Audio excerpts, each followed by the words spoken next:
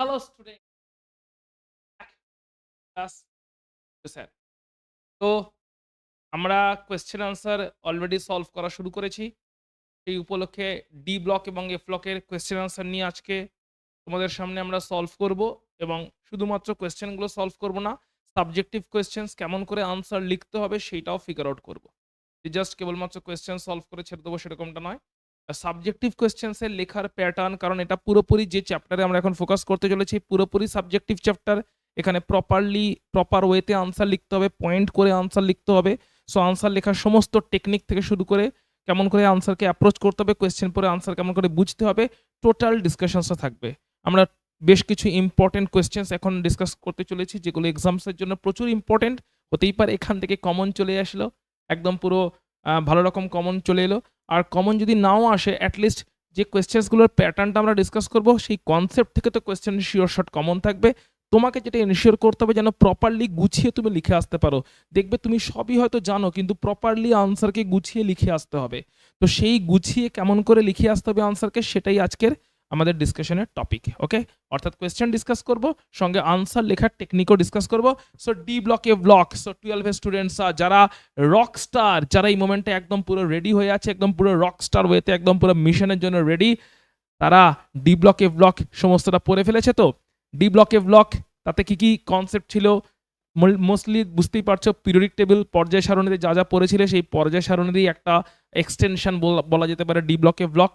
পর্যায় সারণী, রাসায়নিক বন্ধন, এগুলো যা পড়েছিলে 11-এ, তো সেগুলোরই একটা এক্সটেনশন। সো অনেক অনেক বছর ধরে, মানে অনেক কাল ধরে চর্চা হচ্ছে এই পর্যায় সারণী, পরমাণুর গঠন এবং কেমিক্যাল বন্ডিং এগুলোকে নিয়ে। তো ডি ব্লক এফ ব্লক খুব একটা শক্ত চ্যাপ্টার নয়, একদম কনসেপচুয়াল চ্যাপ্টার, একদম ইজি চ্যাপ্টার। হালকা একটু মুখস্থর ব্যাপার আছে, বাট যদি কেউ পুরো চ্যাপ্টারটা ভালো করে স্টাডি করে থাকে, ক্লাসটা প্রপারলি করে থাকে, তাহলে আশা করি কোনো অসুবিধা হবে না। সঙ্গে কোয়েশ্চেন আনসার কেমন করে ডিসকাস করবো, কেমন করে অ্যাপ্রোচ করবো সেটা তো শিখেই নিচ্ছি।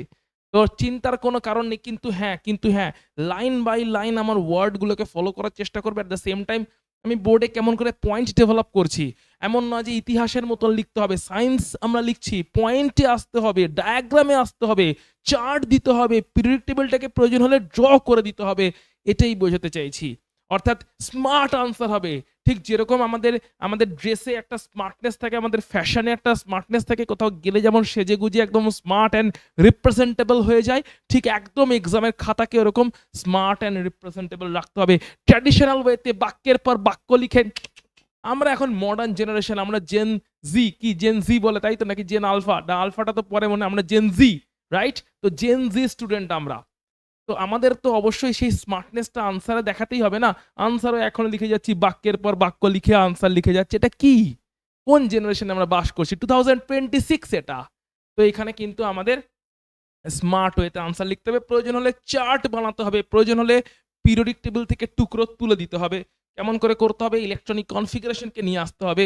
খালি স্টেটমেন্ট আর বাক্য, ওটা পুরনো হয়ে গেছে, ডাইনোসর আমলের হয়ে গেছে, ফসিল হয়ে গেছে। শুরু করা যাক তাহলে আজকে ডি ব্লক এবং এফ ব্লক। আমরা প্রথম কোয়েশ্চেন দিয়ে শুরু করছি। দেখো কি বলছে, 3D ব্লকের অন্তর্গত কোন মৌলটি পরিবর্তনশীল জারণ স্তর প্রদর্শন করে না? আচ্ছা, প্রথমে বলে নিই, এখানে যে সমস্ত কোয়েশ্চেনগুলো দেখবো, হতে পারে কোনো একটা কোয়েশ্চেনের আনসার দেখে মনে হবে হয়তো এটা তো 1 নম্বরের কোয়েশ্চেন, বাট এখানে আমরা কোনো 1 নম্বরের কোয়েশ্চেনের ডিসকাশন করছি না। আমরা যেগুলো ইলাবোরেট কোয়েশ্চেন, ব্যাখ্যা করো টাইপের কোয়েশ্চেন, বুঝে আনসার করতে হবে, সেই সমস্ত কোয়েশ্চেন নিয়ে ডিসকাশন করছি। তাই হতে পারে প্রথম কোয়েশ্চেনটা পড়ে মনে হচ্ছে যেটা 1 নম্বরের কোয়েশ্চেন, জাস্ট আনসার দিলে লিখে দিলেই হয়ে যাবে, বাট এটা কিন্তু 1 নম্বরের কোয়েশ্চেন নয়। এগুলো সবই ইলাবোরেট 2 নম্বর বা 3 নম্বরের কোয়েশ্চেন। মানে আমাকে যেটাই আনসার করছি না কেন ব্যাখ্যাটা বুঝিয়ে দিতে হবে। এইভাবে আমরা আনসারটা এখন দেখব। তো প্রথম কোয়েশ্চেন বলছে 3D ব্লকের অন্তর্গত কোন মৌলটি পরিবর্তনশীল জারণ স্তর প্রদর্শন করে না? তার মানে আমরা প্রথমে আমরা মনে মনে ভেবে নিই যে কোনটা আনসার হতে চলেছে। পরিবর্তনশীল জারণ স্তর প্রদর্শন করে না। সকলে পরিবর্তনশীল জারণ স্তর প্রদর্শন করে, কিন্তু মনে করে দেখো জিঙ্ক কেবলমাত্র Zn2+ প্রদর্শন করে, বাকি সকলে কিন্তু পরিবর্তনশীল জারণ স্তর প্রদর্শন করে থাকে, কিন্তু জিঙ্ক। তাহলে আমাদের আনসার হচ্ছে জিঙ্ক। তাহলে প্রথমে আমরা আনসার লিখে নিই, সেই মৌলটার নাম হচ্ছে জিঙ্ক। ঠিক আছে, এবার আমাদের জাস্টিফিকেশন দিতে হবে। সো জিঙ্কের কনফিগারেশন দাও, তার জন্য যে জিঙ্কের যোজ্যতা কক্ষের বা পুরোটাই দিয়ে দাও। জিঙ্কের ইলেকট্রনিক কনফিগারেশন হচ্ছে, জিঙ্ক হচ্ছে পরমাণু ক্রমাঙ্ক 30, তাহলে কনফিগারেশন হচ্ছে 1s2 2s2 2p6 3s2 3p6 3d10 4s2, এবং মেনশন করে দাও এটা হচ্ছে জিঙ্কের যোজ্যতা কক্ষ। একদম কোনো বাক্য টাক্য না, পুরো মেনশন করে দাও বক্স করে যে আমি এটা জিঙ্কের যোজ্যতা কক্ষ বলে মিন করলাম। এবার এখান থেকে যদি দুটো ইলেকট্রন বেরিয়ে যায় তাহলে Zn2+ কি হবে? Zn2+ হয়ে যাবে হচ্ছে 3d10 4s0, কারণ দুটো ইলেকট্রন বেরিয়ে গেছে। এখন তাহলে যোজ্যতা কক্ষে দেখতে পাচ্ছি 3d10, একদম অ্যারো দিয়ে পয়েন্ট করে লিখবে। বারবার বলছি পয়েন্ট পয়েন্ট, কোনো বাক্যের প্রয়োজন নেই। আমরা জেন জিতে বিলং করি, আমরা ইউটিউব জেনারেশন, এখানে বাক্যটা ম্যাটার করে না, এখানে পয়েন্ট করে জিনিসটাকে কি ফ্যাক্টরটাকে তুলে আসাই ম্যাটার করে, একমাত্র কোয়ালিটি ম্যাটার করে, এখানে ট্র্যাডিশন ম্যাটার করে না। তো আমরা কেমন করে লিখবো? একদম 3d10 দিয়ে লিখে দাও। এখানে এটা হচ্ছে পূর্ণ কক্ষকের সুস্থিতি আছে। কোনো বাংলা লিখছি না যে বাক্যের পূর্ণচ্ছেদ দিয়ে ক্রিয়াপদ, কর্তৃকারক, কর্মকারক, গৌণকর্ম, মুখ্যকর্ম, ক্রিয়াপদ, অব্যয় এসব মেনশন করে আমাদের বাক্য পূর্ণচ্ছেদ দিয়ে কমপ্লিট করতে হবে, বাংলা ক্লাস করছি না, ঠিক আছে? তো পূর্ণ কক্ষকের সুস্থিতি আছে, পয়েন্ট করতে থাকো। দেয়ারফর 3d10 এই কনফিগারেশনটা হচ্ছে, এটা একটা 3d10 হচ্ছে একটা সুস্থিত ইলেকট্রনিক কনফিগারেশন, সুস্থিত একদম পয়েন্ট, সুস্থিত ইলেকট্রন কনফিগারেশন বা ইলেকট্রন বিন্যাস, সুস্থিত ইলেকট্রন বিন্যাস। তাই এখানে 3d10 থেকে আর ইলেকট্রন নির্গত হবে না। সুতরাং আমরা বলতে পারি যেহেতু এটা 3d10 সুস্থিত ইলেকট্রন বিন্যাস পেয়ে গেছে, পূর্ণ কক্ষকের সুস্থিতি আছে, সেই কারণে বলতে পারি +2 জারণ স্তর এখানে কিন্তু দেখতে পাওয়া যাবে, +2 জারণ স্তর দেখতে পাওয়া যাবে, এবং +2 জারণ স্তর দেখতে পাওয়া যায়, +2 জারণ স্তর দেখতে পাওয়া যায়, যার মানেটা হচ্ছে পরিবর্তনশীল জারণ স্তর দেখতে পাওয়া যায় না, কেবলমাত্র +2। দেখো বাক্য কোথায় আছে, ফুল মার্কস নিয়ে চলে যায়, এখানে কোন বাক্য বানিয়েছি আমি, একদম স্মার্ট আনসার করতে হবে, চার্ট, ডায়াগ্রাম এসবের মাধ্যমে। তো আমরা কি লিখলাম? প্রথমে আনসার লিখে দিলাম, আনসার লেখার পরে কি লিখলাম? আনসার লেখার পরে লিখলাম তার কনফিগারেশন দিলাম, যোজিত কক্ষ কোনটা মেনশন করলাম, যোজিত কক্ষকে মেনশন করে দিলাম, তারপরে Zn2+ দেখিয়ে দিলাম যে 4s থেকে দুটো বেরিয়ে গেছে, 310 ওটা পূর্ণ কক্ষক হয়ে গেছে, সুস্থিত, তাই 310 থেকে আর ইলেকট্রন বেরোবে না, তার মানে ওটা সুস্থিতি হয়ে গেছে পূর্ণ কক্ষক থাকার জন্য। আর পূর্ণ কক্ষক হওয়ার জন্য যেহেতু সুস্থিতি হয়ে গেছে, ওখান থেকে আর ইলেকট্রন বেরোবে না, তাই এখানে আর পরিবর্তনশীল যোজ্যতা দেখতে পাওয়া যাওয়ার কোনো স্কোপ নেই, পয়েন্ট করে জানিয়ে দিলাম, ব্যাস পুরো ফুল মার্কস নিয়ে চলে গেলাম, সময়ও বেঁচে গেল, আর অ্যাট দ্য সেম টাইম আমরা আনসারও মানে স্মার্ট আনসার করে এলাম। পরের কোয়েশ্চেনটায় যাচ্ছি, পরেরটা কি বলছে দেখো, 2 নাম্বারটা বলছে কোনটি প্যারাম্যাগনেটিক। প্যারাম্যাগনেটিক মানে আমরা জানি যেখানে অযুগ্ম ইলেকট্রন থাকে, তাহলে সেটা লিখে রেখে দিও, প্রথমটা লিখে দেবে। তাহলে প্যারাম্যাগনেটিক বলতে আমরা কি বুঝি? প্যারাম্যাগনেটিক এর মানেটা হচ্ছে অযুগ্ম ইলেকট্রন, প্যারাম্যাগনেটিক তাকেই বলি। একটা কথা লিখে দেবে যে অযুগ্ম ইলেকট্রনের উপস্থিতি, একদম কোনো বাক্য বানানোর প্রয়োজনই নেই, প্যারাম্যাগনেটিক মানেই লিখে দিলে কি অযুগ্ম ইলেকট্রনের উপস্থিতি। ফ্যান্টাস্টিক। এবারে তুমি দেখাও স্ক্যান্ডিয়ামকে, দেখাও স্ক্যান্ডিয়াম হচ্ছে 3d1 4s2, তার মানে স্ক্যান্ডিয়াম 3+ হবে হচ্ছে সব বেরিয়ে গেছে, সেটা হবে হচ্ছে 3d0 4s0, তার মানে এখানে কোনো অযুগ্ম ইলেকট্রনই নেই। আচ্ছা, কপারকে দেখা হচ্ছে 3d10 4s1 যোজিত কক্ষ, ঠিক আছে, তার মানে কপার প্লাস কত হবে?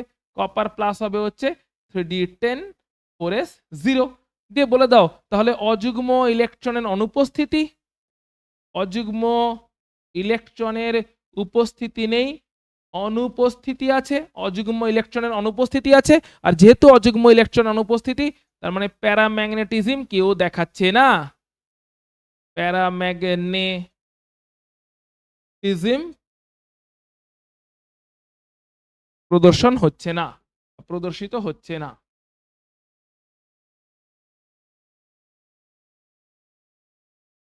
যেহেতু অযুগ্ম ইলেকট্রন অনুপস্থিত, তাই প্যারাম্যাগনেটিজম প্রদর্শিত হচ্ছে না। বাস, স্মার্ট আনসার, পুরো একদম স্মার্ট আনসার। এখানে বাক্য বানিয়ে তোমাদের একটা কনসেপ্ট যেটা আছে, বাক্য বানিয়ে মানে লিখতে হবে, আর পাতার পর পাতা লিখতে হবে, প্যারাগ্রাফের পর প্যারাগ্রাফ লিখতে হবে, বুলশিট। পরেরটায় বলছে সন্ধিগত মৌলের আয়নগুলির হাইড্রেশন এনথালপি উচ্চ কেন? তো চলো আর একটা কোয়েশ্চেন ব্যাখ্যামূলক, আমরা কিন্তু মেনলি ব্যাখ্যামূলকটাকেই ফোকাস করছি, কারণ ওইখানেই তোমাদের মার্কস কাটা যাওয়ার সম্ভাবনা আছে, যে প্রপারলি কেমন করে ব্যাখ্যা দিয়ে আসতে হবে সেটা যদি তোমার কাছে ফিগার আউট না থাকে, মার্কস কাটা যেতে পারে। তো সন্ধিগত মৌলদের কি বলেছে উচ্চ? বলেছে হাইড্রেশন এনথালপি উচ্চ কেন? তাহলে আমরা প্রথমে বলি হাইড্রেশন এনথালপি কিসের উপর নির্ভর করে। তো প্রথমে বলতে হবে আয়নিক পোটেনশিয়াল, এটার নাম কি ফাই। ফাই মানে হচ্ছে কি ক্যাটায়নিক চার্জ বাই, এটা ফ্যাজানসুল থেকে আসছে ক্লাস 11 এর রাসায়নিক বন্ধনে, cationic charge by cationic radius, এটাকে বলে আয়নিক পোটেনশিয়াল। কি বলে এটাকে? Ionic potential. English term use করে দেবে, কোনো অসুবিধা নেই। আয়নিক পোটেনশিয়াল, কি বলে এটাকে? Ionic potential. এবারে আমরা জানি এই ফাই যত বেশি হবে তত হাইড্রেশন এনথালপি বেশি হবে। হাইড্রেশন এনথালপি বেশি হবে কারণ এরা ডাইরেক্টলি প্রপোর্শনাল বা সমানুপাতিক, যে ফাই এর মান বেশি হলে হাইড্রেশন এনথালপি বেশি হবে। ঠিক আছে, তাহলে এবার সন্ধিগত মৌলদের জন্য কি হয়? সন্ধিগত মৌলগুলো পয়েন্ট বানানো শুরু করছি। তাহলে সন্ধিগত মৌল যেগুলো আছে, সন্ধিগত মৌলের কি দেখতে পাওয়া যায়? ডি সংকোচন দেখতে পাওয়া যায়। ডি অরবিটাল বরাবর সংকোচন দেখতে পাওয়া যায়। ডি সংকোচন দেখতে পাওয়া যায়।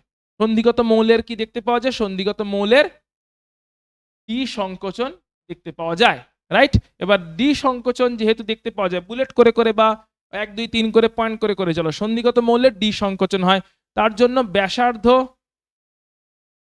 ও আকার হ্রাস পায়। এই ব্যাসার্ধ আকার কমে গেল, তার মানে কি? ব্যাসার্ধ বা আকার কমে যাওয়া মানে আয়নিক পোটেনশিয়াল বা ফাই এর বৃদ্ধি ঘটলো। এবার ফাই যদি বৃদ্ধি হয়, দেখতেই পাচ্ছি ফাই এর সঙ্গে হাইড্রেশন এনথালপি প্রপোর্শনাল, তার মানে অবভিয়াসলি কনক্লুশন ফাই এর বৃদ্ধি মানে হাইড্রেশন এনথালপিও বৃদ্ধি পেল। হাইড্রেশন এনথালপি বৃদ্ধি পেল, তার মানে আকার কমে গেল, তার জন্য আয়নিক পোটেনশিয়াল বা ফাই বেড়ে গেল, তাই হাইড্রেশন এনথালপি বৃদ্ধি পেল। এর সঙ্গে একটা অ্যাডিশনাল পয়েন্ট মেনশন করে দিতে পারো, যে আরেকটু স্ট্রং হবে আনসারটা, যে আকার হ্রাসের সঙ্গে সঙ্গে, আকার যদি হ্রাস হয়ে যায় তাহলে আধানের ঘনত্ব বৃদ্ধি পায়।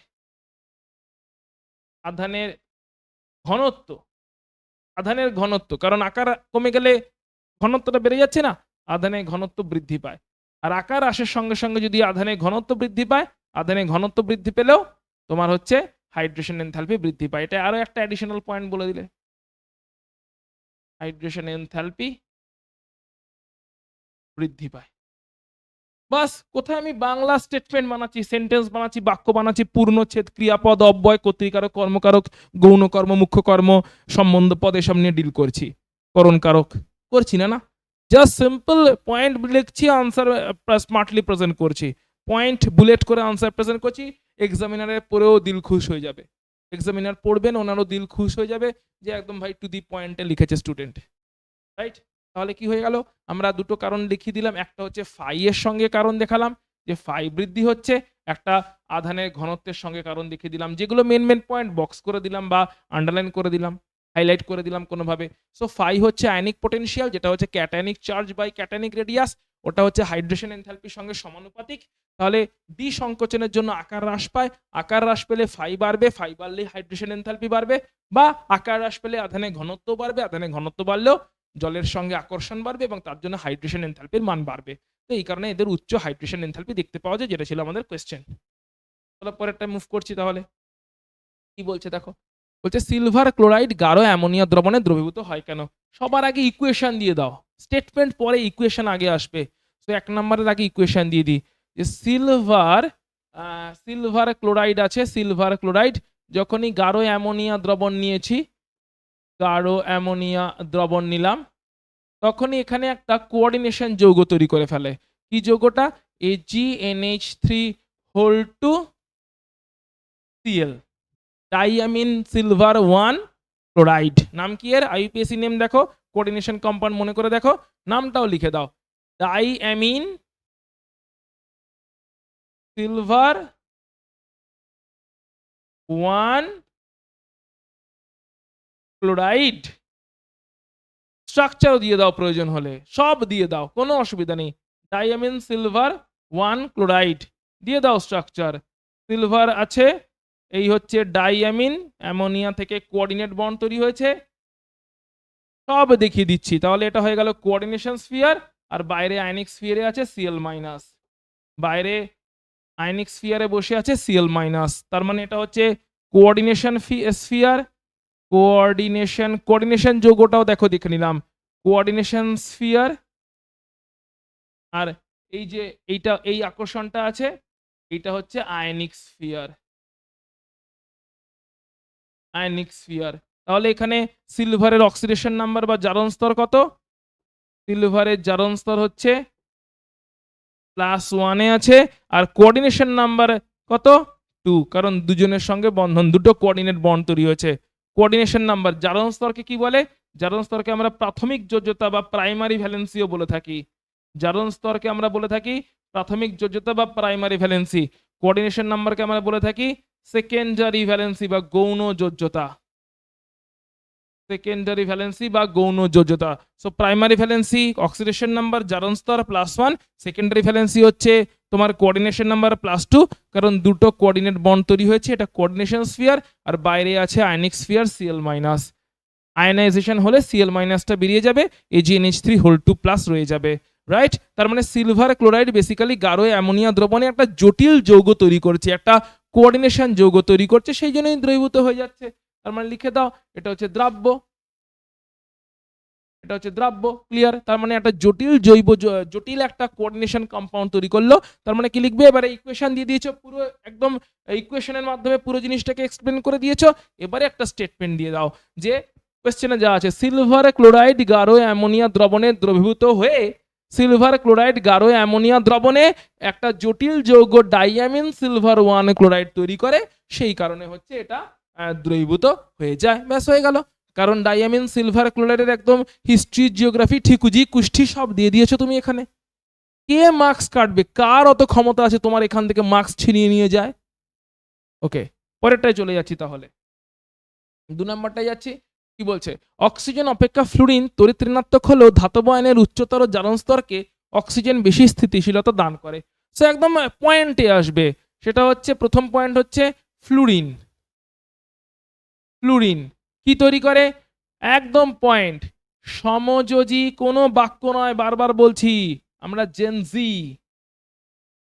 সমযোজী এক বন্ধন, ব্র্যাকেট লিখে দিলে সিগমা বন্ধন তৈরি করে। ফ্লুরিন কেবলমাত্র সমযোজী এক বন্ধন তৈরি করে। আচ্ছা, অক্সিজেন, অক্সিজেন কিন্তু সমযোজী দ্বিবন্ধন তৈরি করতে পারে, যার একটা সিগমা একটা পাই। সমযোজী দ্বিবন্ধন তৈরি করতে পারে, সিগমা ও পাই দুটোই একসাথে কিন্তু তৈরি করতে পারে। তাই কি উচ্চতর জারণ স্তর, তাহলে লিখো সন্ধিগত মৌলের, সন্ধিগত মৌলের উচ্চতর জারণ স্তর, জারণ স্তরকে সুস্থিতি প্রদান করতে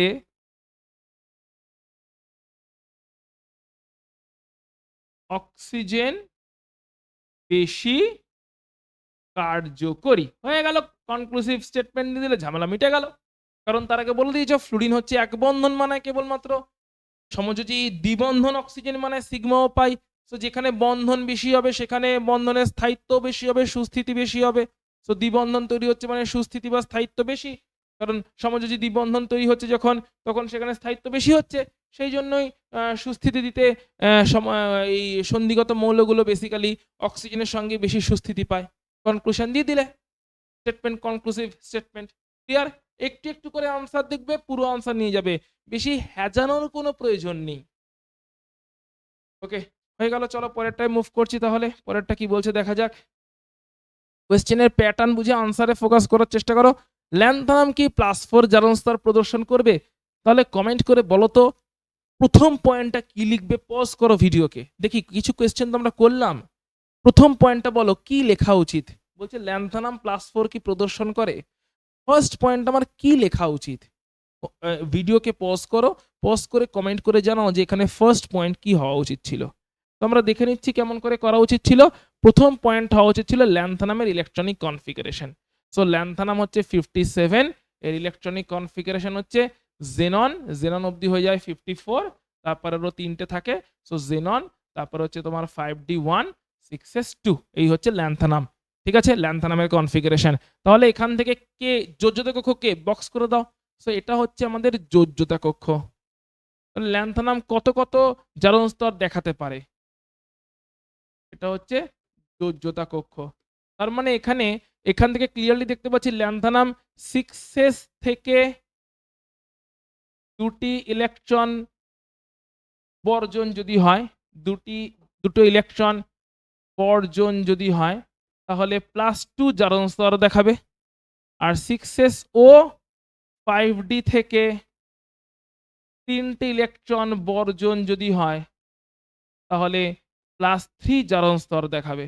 কোনোভাবেই +4 জারণ স্তর অব্দি তো দেখতে পাচ্ছি না। +4 জারণ স্তর দেখাবে। সো দিয়ে দাও কনফিগারেশনটা। তার মানে ল্যান্থানাম 2+ হবে হচ্ছে xenon, তারপরে দুটো বেরিয়ে গেছে, that is 5d1 6s0, R lanthanum 3+ হবে হচ্ছে xenon 5d0 6s0। তার মানে কনক্লুশনে হবে হচ্ছে +4 ল্যান্থানাম +4 গঠন হবে না। গঠন হবে না, হয়ে গেল আনসার। 2, 3 যা থাকবে নিয়ে চলে যাবে। কোথায় স্টেট পেন বানাচ্ছি আমি? ক্লিয়ারলি দেখিয়ে দিচ্ছি তো যে কে কোন জারণ স্তরে থাকবে। +2 জারণ স্তরে থাকবে, +3 জারণ স্তরে থাকবে। হাতের লেখাটা একটু ভালো রেখো। আমার তো বাজে হাতের লেখা হয়ে গেছে। আমি তো এখন আর পরীক্ষা দিচ্ছি না। তাই তুমি হাতের লেখা ভালো রাখতে পারলে তোমার বেনিফিট হবে। কাটাকাটি কম করো। হাতের লেখা ভালো রাখার চেষ্টা করো। আমার হাতের লেখা খুবই খারাপ হয়ে গেছে এখন, ঠিক আছে? ভালো যে বিশাল কিছু ছিল তা নয়, বাট তোমরা বুঝতে পারলেই হলো। এক্সামিনারকে বোঝাতে হবে না এখন, আমি তো রিল্যাক্সড। কিন্তু তোমাকে হাতের লেখাটা একটু ভালো রাখার চেষ্টা করো, নিট অ্যান্ড ক্লিন রাখার চেষ্টা করো, কাটাকাটি কম করো। That's it. চলো। তাহলে পরেরটা চলে যাচ্ছি। পরেরটা কি বলছে দেখো। ২ নম্বরটা, 3D সারির কোন মৌলটি সর্বাধিক জারণ স্তর প্রদর্শন করে ব্যাখ্যা করো। তো প্রথমে আগে মনে মনে ভেবে নাও সর্বাধিক জারণ স্তর কে প্রদর্শন করে। উত্তরটা হচ্ছে ম্যাঙ্গানিজ, তাই না? ম্যাঙ্গানিজে হচ্ছে 3d5 4s2 আছে, তো 7টা ইলেকট্রনই বেরিয়ে যেতে পারে, তো সর্বাধিক জারণ স্তর প্রদর্শন করতে পারে। তাহলে আগে লিখে নাও ম্যাঙ্গানিজ হচ্ছে আনসার। দিয়ে ম্যাঙ্গানিজের কনফিগারেশন দিয়ে দাও।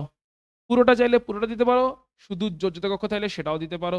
তো পুরোটা দিয়ে যোজ্যতা কক্ষকে মেনশন করে দাও। 1s2 ম্যাঙ্গানিজ হচ্ছে 25, তো 1s2 2s2 2p6 3s2 3p6 3d5 4s2। এবারে মেনশন করে দাও, পুরোটা দিয়ে মেনশন করে দাও, তাহলে টিচারও বুঝবেন না তুমি পুরো ব্যাপারটা বোঝো যে এটা হচ্ছে যোজ্যতা কক্ষ। এবারে শো করে দাও ম্যাঙ্গানিজ +2 তে যদি যায়, তাহলে 3d5, এখন আর পুরোটা দিতে হবে না, 3d5 4s0, দুটো ইলেকট্রন এখান থেকে বেরিয়ে গেছে যখন +2 জারণ স্তরে আছে। আবার ম্যাঙ্গানিজ যদি +7 অবধি যায়, তাহলে হচ্ছে 3d থেকেও বাকি 5টাও বেরিয়ে গেছে, 3d0 4s0। তার মানে ম্যাঙ্গানিজ বেসিক্যালি কনক্লুশন দিচ্ছ, ম্যাঙ্গানিজ বেসিক্যালি +2 থেকে +7 জারণ স্তরের মধ্যে বিচরণ করতে পারে। ম্যাঙ্গানিজের জারণ স্তরের পরিসীমা কতটা, রেঞ্জ কতটা? +2 থেকে নিম্ন জারণ স্তর +2, উচ্চ জারণ স্তর +7 অবধি যেতে পারে। তাহলে এটা নিম্ন জারণ স্তর, এটা হচ্ছে লিখে দিলে এটা জারণ নিম্ন জারণ স্তর, আর এটা হচ্ছে ম্যাক্সিমাম বা সর্বোচ্চ বা উচ্চ জারণ স্তর। তাহলে ম্যাঙ্গানিজ হচ্ছে নিম্ন +2 থেকে উচ্চ +7 অবধি যেতে পারে। এতটা ভেরিয়েশন আর কেউ দেখায় না, তাই ম্যাঙ্গানিজ হচ্ছে সর্বাধিক সংখ্যক জারণ স্তর প্রদর্শন করে থাকে। নিম্নটা হচ্ছে +2 তে, উচ্চটা হচ্ছে +7। বাস আনসার লিখে দিয়েছো, মার্কস নিয়ে চলে যাও। কে বারণ করেছে? আনসার লিখে দিয়েছো, মার্কস একদম ছিনিয়ে নিয়ে চলে যাও।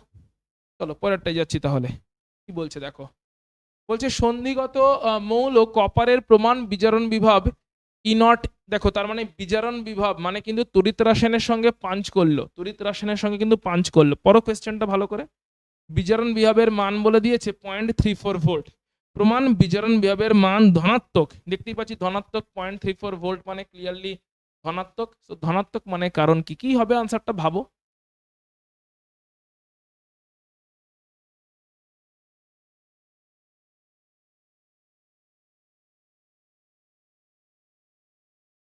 আনসারটা ভাবো কি হবে, যে এর মান ধনাত্মক এ হওয়ার কারণ কি, ধনাত্মক মানে কারণটা কি দাঁড়াচ্ছে তাহলে? বলো দেখি ধনাত্মক মানে কারণ কি দাঁড়াচ্ছে। তো দেখো আমাদের জানতে হবে যে এই এই প্রসেসটাতে কি কি ইনভলভড আছে। মেনলি হচ্ছে এটা কি, পুরো প্রসেসটা ১ নম্বরের প্রসেসটাকে দেখে নিই। যে বিজারণ বিভাবের প্রসেসটাই হচ্ছে কি? প্রসেসটাই হচ্ছে কপার থাকে সলিড ফর্মে, সেখান থেকে আল্টিমেটলি যাচ্ছে কপার 2+ জলীয় দ্রবণে অ্যাকুয়াস ফর্মে। এবং এই পুরো প্রসেসটাতে E0 Cu2+ Cu এর ভ্যালু বলে দিয়েছে ধনাত্মক 0.30 ভোল্ট, 34 ভোল্ট। তাহলে আমরা আগে প্রসেসটা লিখলাম এবং সেই প্রসেসে E0 এর ভ্যালুটা যেটা কোয়েশ্চেনে দিয়েছে, অর্থাৎ কোয়েশ্চেনে তো জাস্ট স্টেটমেন্ট দিয়ে দিয়েছে, আমরা ওটাকে রিঅ্যাকশন মানে ইকুয়েশনের ফর্মে নিয়ে এলাম। কোয়েশ্চেনে দেওয়া স্টেটমেন্টকে আমরা নিয়ে এলাম হচ্ছে ইকুয়েশনের ফর্মে, রাইট? এবার যখন ইকুয়েশনের ফর্মে নিয়ে এলাম কোয়েশ্চেনে দেওয়া স্টেটমেন্টটাকে, তখন কিভাবে নিয়ে এলাম, যে কপার আছে সলিডে এবং সেখান থেকে কপার যাবে জলীয় দ্রবণে অ্যাকুয়াসে, তার জন্য বিজারণ বিভব এই পুরো প্রসেসটার জন্য 0.34 ভোল্ট হচ্ছে বিজারণ বিভবের মান, যেটা ধনাত্মক, যেটা যথেষ্ট বেশির দিকে। ধনাত্মক বিজারণ বিভব মানে হচ্ছে বোঝাচ্ছে হচ্ছে এখানে বিজারণটা হওয়ার প্রবণতা বেশি, জারণ হওয়ার প্রবণতা কম। বিজারণ হওয়ার প্রবণতা বেশি, উচ্চ ধনাত্মক কি বোঝাচ্ছে এখানে, জারণ হওয়ার প্রবণতা কম এবং বিজারণ হওয়ার প্রবণতা বেশি। সো সেটাকে আমাকে জাস্টিফাই করতে হবে। তার মানে আগে এখানে লিখে নিই এর মানেটা কি দাঁড়াচ্ছে। এর মানে দাঁড়াচ্ছে হচ্ছে ধনাত্মক বিজারণ বিভবে, তার মানে দুটো পয়েন্ট একদম অ্যারো দিয়ে লিখে দাও, কোনো অসুবিধা নেই। দুটো পয়েন্ট কি, একটা হচ্ছে বিজারিত হওয়ার প্রবণতা বেশি, বিজারণ প্রবণতা, বা লিখে দাও উচ্চ বিজারণ প্রবণতা, উচ্চ বিজারণ প্রবণতা, এবং লিখে দাও যে নিম্ন জারণ প্রবণতা, নিম্ন জারণ প্রবণতা। তাই না? বিজারণ বিভবের মান উচ্চ মানে ধনাত্মক, জারণ প্রবণতা কম আর বিজারণ প্রবণতা বেশি। ধনাত্মক হওয়ার অর্থটা হচ্ছে এটাই, ধনাত্মক হওয়ার অর্থটা হচ্ছে এটাই যে বিজারণ প্রবণতা বেশি এবং জারণ প্রবণতা কম। ক্লিয়ার? আচ্ছা, এবারে আমরা কেমন করে পুরো এই যে প্রসেসটা হয়েছে এটা কতগুলো ধাপে হয় সেটা আমরা দেখার চেষ্টা করি। তো ধাপ নাম্বার 1, স্টেপ 1। স্টেপ 1 এ কি হয়, কপার সলিড অবস্থা থেকে যায় হচ্ছে প্রথমে কপার গ্যাসীয় অবস্থায়, এবং এই স্টেপে যে শক্তিটা লাগে সেটাকে আমরা বলে থাকি কি, এটাকে হচ্ছে সলিড থেকে গ্যাসিয়াস হলো তো, তো এর জন্য হচ্ছে এনথালপি অফ সাবলিমেশন, ঊর্ধ্বপাতনের জন্য যে এনথালপি, এনথালপি অফ সাবলিমেশন এর মান হয় পজিটিভ। কেন? এনার্জি গৃহীত হয়, এনার্জি শোষিত হয়, তাই এর মান হচ্ছে পজিটিভ, এনথালপি অফ সাবলিমেশন। দ্বিতীয় স্টেপে কি হয়, স্টেপ 2, এখানে যে গ্যাসিয়াস কপারটা তৈরি হলো, গ্যাসিয়াস কপারটা যেটা তৈরি হলো, ঠিক আছে, ওই গ্যাসিয়াস কপার থেকে বেসিক্যালি তৈরি হয় Cu প্লাস, প্রথমে তৈরি হয় এবং তারপরে Cu প্লাস গ্যাসিয়াস, তার জন্য লাগে হচ্ছে আয়নাইজেশন এনার্জি 1, নিশ্চয়ই মনে পড়ছে পিরিয়ডিক টেবিলের কনসেপ্ট। তারপরে আয়নাইজেশন এনার্জি 2 দিলে তৈরি হয়ে যায় হচ্ছে Cu2 প্লাস, রাইট? এবং এখানেও হচ্ছে লাগছে হচ্ছে তাহলে enthalpy of ionisation, ionisation enthalpy I1 এবং I2 দুজনের সমষ্টি লাগছে এনথালপি অফ আয়নাইজেশন। এটার প্রয়োজন হচ্ছে এরও মান ধনাত্মক, কারণ শক্তি শোষিত হচ্ছে, শক্তি শোষিত হলে এদের মান ধনাত্মক হয়। এগুলো তো আমরা থার্মোডাইনামিক্সে ক্লাস 11 থেকে পড়ে আসছি। স্টেপ নাম্বার 3 তে কি হবে, স্টেপ নাম্বার 3 তে হবে হচ্ছে কপার 2+ যেটা গ্যাসিয়াস তৈরি হয়েছিল ওটা জলের মানে অ্যাকুয়াস মিডিয়ামে হাইড্রেটেড হয়ে গেল, মানে এই আয়নটার চারপাশে প্রচুর জলের অণু এসে ঘিরে ধরে নিল, হাইড্রেটেড হয়ে গেল। আয়নটা ছিল, এই আয়নটার চারপাশে, আয়নটা তো গ্যাসিয়াস অবস্থায় ছিল, তার চারপাশে প্রচুর জলের অণু এসে, তার চারপাশে প্রচুর জলের অণু এসে আয়নটাকে ঘিরে ধরে নিল, দিয়ে আয়নটাকে স্টেবিলাইজেশন দিল, আয়নটাকে ঘিরে ধরে আয়নটাকে স্টেবিলাইজেশন দিল, রাইট? এই যে এটাকেই বলে হচ্ছে হাইড্রেশন হয়ে যাওয়া। আয়নের চারপাশে জলের অণু একদম পুরো এনসার্কেল বা এনক্যাপসুলেট করে নিল, এটাকেই বলা হয় হচ্ছে হাইড্রেশন। জলের অণু দিয়ে পুরোপুরি একদম ক্যাপচার্ড হয়ে গেল, এই প্রসেসটাকেই বলে হচ্ছে হাইড্রেশন। Hydration clear? হাইড্রেশন কাকে বলে ডায়াগ্রামের প্রয়োজন নেই এখানে, বাট জাস্ট বললাম। তাহলে এখন হাইড্রেটেড হয়ে গেল, ছিল গ্যাসিয়াস অবস্থায়, আওয়ারা ছিল এবং সেখান থেকে হাইড্রেটেড হয়ে গেল, চারপাশে প্রচুর বন্ধু বান্ধব চলে এলো, জলের অণু বন্ধু বান্ধব হিসেবে চলে এলো। তাহলে এইটা হচ্ছে লাস্টের স্টেপটাকে কি বলবো, এনথালপি অফ হাইড্রেশন। এখন এর মান হচ্ছে নেগেটিভ। কেন নেগেটিভ? কারণ হচ্ছে এখানে শক্তি নির্গত হয়, তাহলে প্রথম দুটোতে শক্তি গৃহীত হয়, পরেরটাতে নির্গত হয়। এটার মানটা মানে নেগেটিভ তো, কিন্তু তার ম্যাগনিচিউড যেটা মান ওটা অতটাও বেশি নয়। এই হাইড্রেশন এনথালপির মান, এই হাইড্রেশন এনথালপির মান বেশি নয়, মানে আমরা লিখবো এরকম ম্যাথমেটিক্যালি লিখলে, এর যে মান মানে ম্যাগনিচিউড, ম্যাগনিচিউড যেটাকে বলছি হাইড্রেশন এনথালপির ম্যাগনিচিউড এর মান বেশি নয় বা উচ্চ নয়। ক্লিয়ার? যেহেতু হাইড্রেশন এনথালপির মানটা নেগেটিভ, কিন্তু ওই নেগেটিভ মানটা অনেকটাও নেগেটিভ নয়। কারণ এখানে শোষিত হয়েছে প্রচুর এনার্জি। সাবলিমেশন করার জন্য, আয়নাইজেশন করার জন্য প্রচুর এনার্জি শোষিত হয়েছে। কিন্তু তার তুলনায় বেশি এনার্জি কিন্তু নিঃসৃত হলো না, বেশি এনার্জি কিন্তু নির্গত হলো না। কারণ ডেল্টা এইচ এর মান নেগেটিভ, শক্তি নির্গত হলো বটে, কিন্তু বেশি এনার্জি নির্গত হলো না। যেহেতু বেশি এনার্জি নির্গত হলো না, সেই কারণে এখানে কি হলো না? এখানে হচ্ছে বেশি এনার্জি নির্গত হলো না, মানে এই প্রসেসটা হওয়ার প্রবণতা কমে গেল। প্রসেসটা হওয়ার প্রবণতা অতটাও রইল না। কারণ এনার্জি বেশি নির্গত হলো না। প্রচুর এনার্জি সাপ্লাই করা হলো। সাবলিমেশন করার জন্য, আয়নাইজেশন করার জন্য, ঊর্ধ্বপাতনের জন্য, আয়নাইজেশনের জন্য প্রচুর সাপ্লাই করা হলো প্রচুর এনার্জি। কিন্তু আয়নাইজেশন, সাবলিমেশন প্রচুর এনার্জি সাপ্লাই করার পরেও ইন রিটার্ন বেশি এনার্জি নির্গত হলো না। বেশি এনার্জি নির্গত না হওয়ার জন্য সুস্থিতি বেশি পাওয়া গেল না। তো যেহেতু অনেকটা এনার্জি সাপ্লাই করেছি কিন্তু কম এনার্জি নির্গত হয়েছে, তাই সুস্থিতি অত বেশি পাওয়া যায়নি। সেই কারণে কি হলো, সুস্থিতি অত বেশি না পাওয়ার জন্য এই প্রসেসটা অতটাও ফেভারেবল হলো না। রাইট? এটা কোন প্রসেস? এটা হচ্ছে জারণ ছিল না বিজারণ ছিল? সেইটা ছিল বিজারণ প্রসেস। তাই না? তার মানে বিজারণ, সরি, জারণ প্রসেস। তাই জারণ প্রসেসটা অতটা ফেভারেবল হলো না।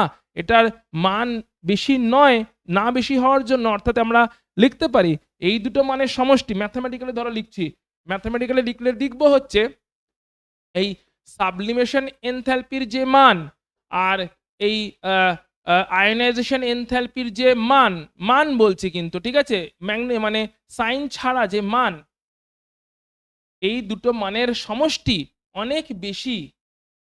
কারণ শক্তির শোষণ বেশি হয়েছে কার থেকে? হাইড্রেশন এনথ্যালপির মান, যেটা কিনা শক্তির নির্গমনটাকে নির্দেশ করছে।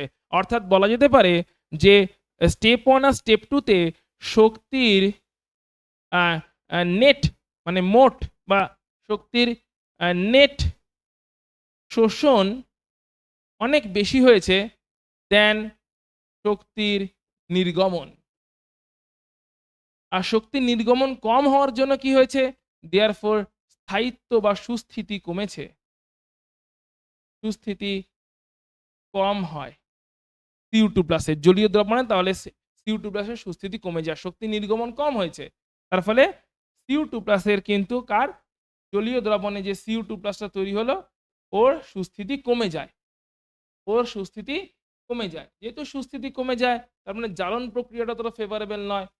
তার মানে আমরা বলতে পারি জারণের প্রবণতা কম, জারণ প্রবণতা কম, এবং তার মানে অবশ্যই উল্টোটা বেশি, বিজারণ প্রবণতা বেশি। তাই ই নট CO2 প্লাস কিউ এর মানটা ধনাত্মক হয়ে গেল। কনক্লুশন। ঠিক আছে, আমাদের কিন্তু লিখতে বাক্য বানিয়ে কিন্তু আমরা লিখলাম না, স্মার্ট রিপ্রেজেন্টেশন। ভালো করে দেখো, আমরা কি বললাম, ইকুয়েশন লিখলাম যেটা জারণ ইকুয়েশন।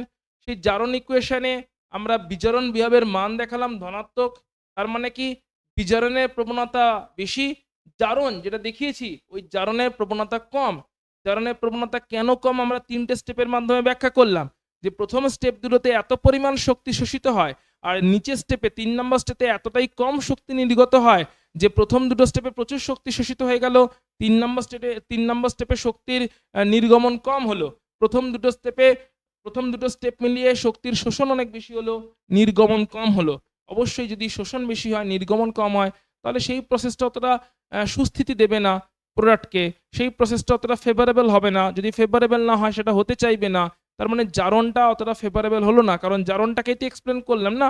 সো জারণ ফেভারেবল হলো না, মানে নিম্ন জারণ প্রবণতা মানে উচ্চ বিজারণ প্রবণতা মানে ধনাত্মক মান বিজারণ বিভবের। তো একদম সায়েন্টিফিক্যালি পরপর আমরা এক্সপ্লেন করে বেরিয়ে গেলাম। আচ্ছা, আর কি কোয়েশ্চেন ওখানে ছিল কিছু? হ্যাঁ ছিল। বলছে 3D সারির মধ্যে জিঙ্কের অ্যাটমাইজেশন এনথালপির মান সবথেকে কম কেন? চলো এটাও এক্সপ্লেন করে নিই আমরা। জিঙ্কের অ্যাটমাইজেশন এনথালপির মান বলছে সবথেকে কম। তাহলে এর জন্য আমরা একদম কি করব, জিঙ্কের ইলেকট্রনিক কনফিগারেশন আগে লিখে ফেলি 3D10 4s2। এটা হচ্ছে যোজ্যতা কক্ষ, ব্র্যাকেটে সবসময় লিখে দেব এটা হচ্ছে যোজ্যতা কক্ষের ইলেকট্রনিক কনফিগারেশন। বেশ, তাহলে জিঙ্কের কনফিগারেশন লিখে নিয়েছি। এবারে আমরা দেখানোর চেষ্টা করি যে 3D10 4s2 মানেটা কি। 3D10 4s2 তো একদম ক্লিয়ারলি দেখিয়ে দিচ্ছি।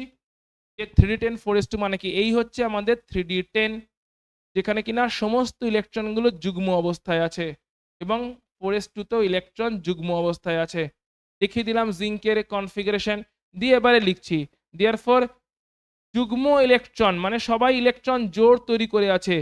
যুগ্ম ইলেকট্রনের উপস্থিতি, যুগ্ম ইলেকট্রনের উপস্থিতির জন্য কি হবে, অযুগ্ম ইলেকট্রন থাকলে আমরা শেয়ারিং এর থ্রু দিয়ে ধাতব বন্ধন তৈরি হতে পারতো। তার মানে এখানে কি, এখানে হচ্ছে শেয়ারিং এর মাধ্যমে, শেয়ারিং এর অযুগ্ম ইলেকট্রন থাকলে শেয়ারিং হতে পারতো। এখানে সবাই যুগ্ম হয়ে আছে, শেয়ারিং এর মাধ্যমে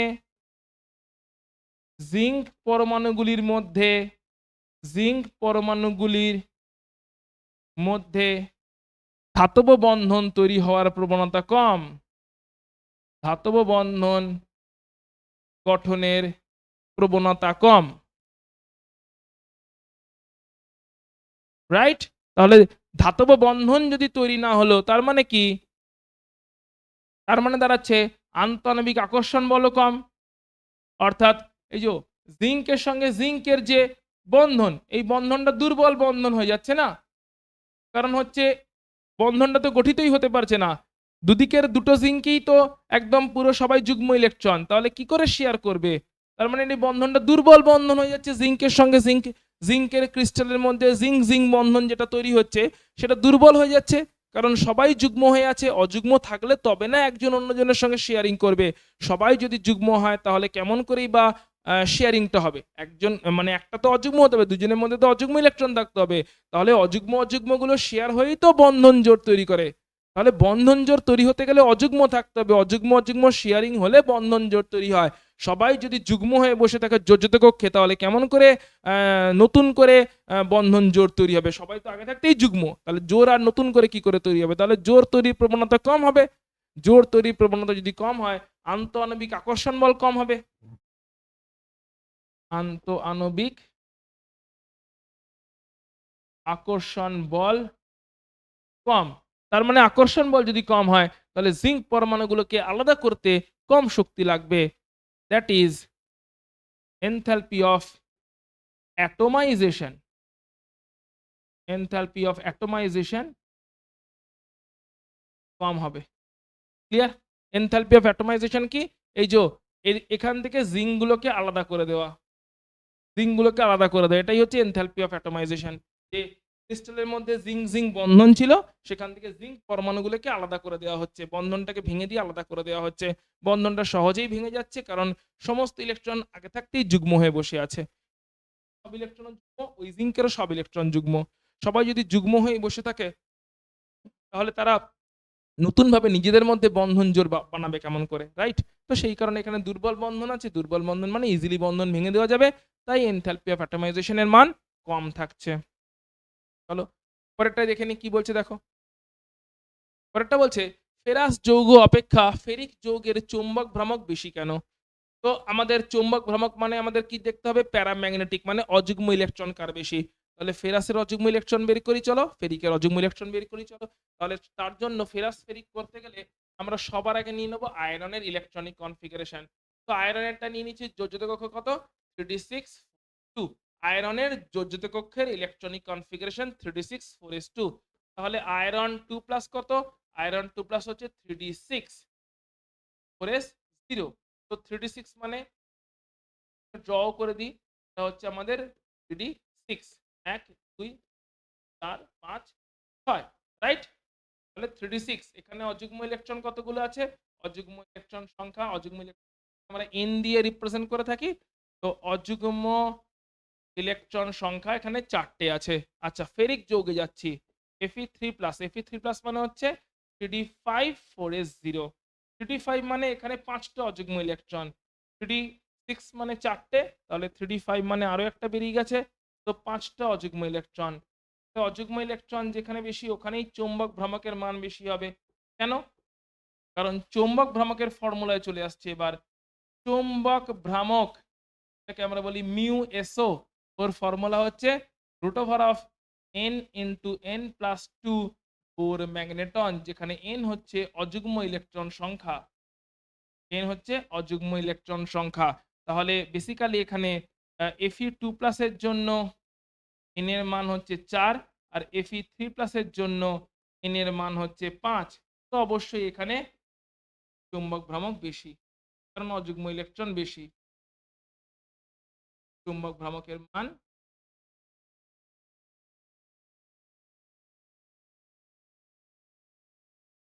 ওকে 1 নাম্বার 2 নাম্বার 3 নাম্বার যেমনই ব্যাখ্যা আসুক না কেন করে দিতে পারবে আরামসে। পরেরটা কি বলছে, কপার সন্ধিগত মৌল কিন্তু জিঙ্ক কেন নয়? এটা তো ক্লাসে আমরা অনেকবার ডিসকাস করেছি, এখানে আর কি ডিসকাস করব? চলো আনসারটা লিখবো কেমন করে সেই পয়েন্টটা ডিসকাস করে নিই, কারণ এর তো কোয়েশ্চেন আমরা অনেকবার ক্লাসে ডিসকাস করেছি। তো এর আনসারটা লিখবো কেমন করে সেটা ডিসকাস করে নিই। কপার সন্ধিগত মৌল কিন্তু জিঙ্ক নয় বলছে, কেন নয় দেখা যাক। তার জন্য সবার আগে 4টে কনফিগারেশন নামিয়ে দিতে হবে। প্রথম কথা হচ্ছে কপারের কনফিগারেশন। কপার হচ্ছে 3d10 4s1, কপার প্লাস হচ্ছে 3d10 4s0, আর কপার 2 প্লাস হচ্ছে 3d9 4s0। এইখানে আছে অসম্পূর্ণ ডি অরবিটাল। প্রথমগুলোতে ডি অরবিটাল সম্পূর্ণ ছিল, বাট এখানে আছে অসম্পূর্ণ ডি কক্ষকের উপস্থিতি এখানে দেখতে পাওয়া যাচ্ছে। অসম্পূর্ণ ডি অরবিটাল এখানে প্রেজেন্ট আছে। ওকে, চলে আসছে বা জিঙ্কে। জিঙ্ক হচ্ছে 3d10 4s2, এবং এখান থেকে Zn2+ তৈরি হলে 3d10 4s0। তাহলে এখানে হচ্ছে কোনো অবস্থাতেই, সমস্ত সময়, অ্যাটমিক অবস্থাতে বা +2 অবস্থাতে সম্পূর্ণ ডি অরবিটাল, পূর্ণ একদম ডি অরবিটাল। এই দুটো কনফিগারেশনকে দেখিয়ে দাও। এবারে কনক্লুশন করো সন্ধিগত মৌলের শর্ত কি। সন্ধিগত মৌল হওয়ার শর্ত, সন্ধিগত মৌল হওয়ার শর্ত নাম্বার 1 শর্ত, সেটা হচ্ছে মানে শর্তটা মেন হচ্ছে অসম্পূর্ণ ডি অরবিটালের উপস্থিতি। অসম্পূর্ণ ডি অরবিটাল থাকতে হবে। অসম্পূর্ণ ডি অরবিটালের উপস্থিতি, এটাই হচ্ছে সন্ধিগত মৌলের শর্ত। কিন্তু কোন কোন কন্ডিশনে থাকতে হবে?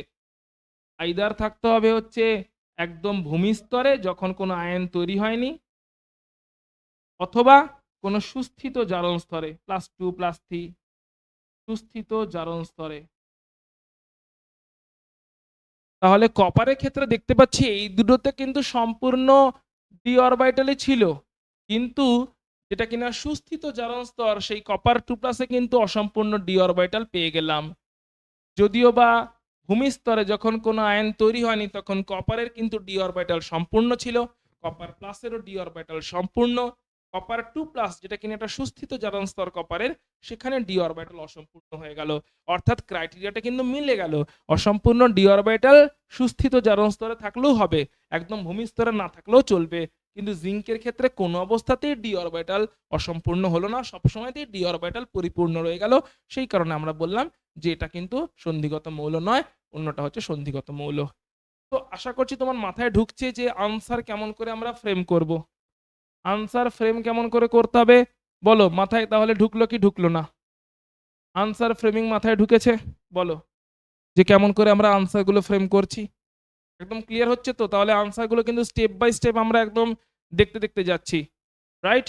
আনসারগুলো কিন্তু একদম আমরা স্টেপ বাই স্টেপ পুরো একদম মানে আনসার ফ্রেমিংটা কিন্তু তোমাকে বোঝাতে বোঝাতে যাচ্ছি যে কেমন করে এক্স্যাক্টলি আনসারগুলো আমাদেরকে ফিগার আউট করতে হবে। আনসার করার টেকনিকটা কেমন করে আমরা বুঝবো যে কিভাবে আনসারটা করতে হবে। চলো পরেরটা দেখে নিই। পরেরটা বলেছে, আচ্ছা এটা লিখে দিয়েছি কারণ বলেছে কি হটে সমীকরণ সহ লেখো। তো সমীকরণ সহ লেখো কোয়েশ্চেনগুলোর আনসার লিখে দিয়েছি, একটু দেখে নাও।